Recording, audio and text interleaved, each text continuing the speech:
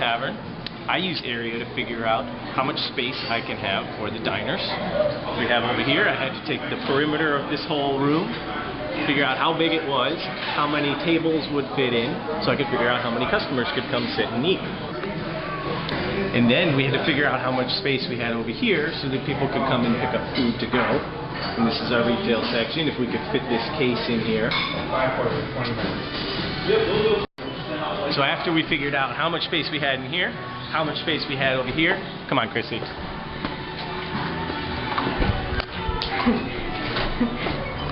We had to figure out how much space was out here so we could put in the parking spaces to accommodate all the people that were in there. And that is what I use area and perimeter for.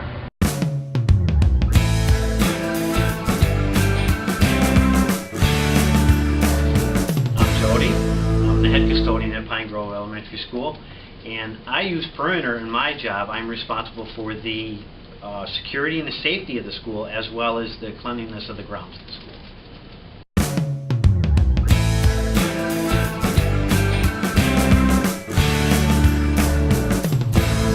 Hi, I'm Hill Colbert. I'm a builder, and I build office buildings, apartments, condominiums, and homes.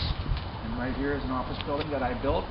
It has 4 floors, and I use perimeter and area. It's very important in my business. This building is approximately 160 feet long and about 70 feet wide. Now, I multiply the length of the building by the width of the building, and I get the area.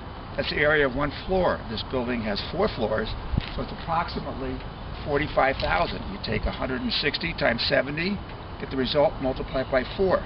That's important because you need to know that before you build a building to know how much it's going to cost. So now let's go inside. I'll show you how we rent office space. Okay, now we're in one of our tenants' office space. This space here, you can't see it too well on the camera, but it has approximately 3,000 square feet of office space in it.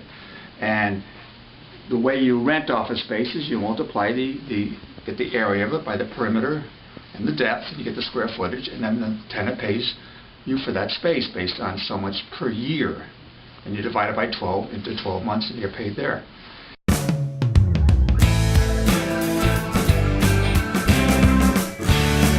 Hi, my name is Jack. I am a bridge and highway contractor. I use area and perimeter in my profession every single day.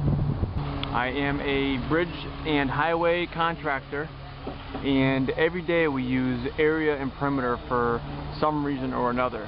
Today we are placing a concrete bridge deck, as you can see in front of us, and we need to pour concrete based on the volume required.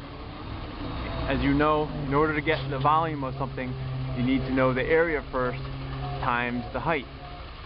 So therefore we have to measure the length of this entire pour, the width, and then the height. Concrete is poured based on volume, and as you know, in order to get the volume of something, you need to know the length times the width times the height.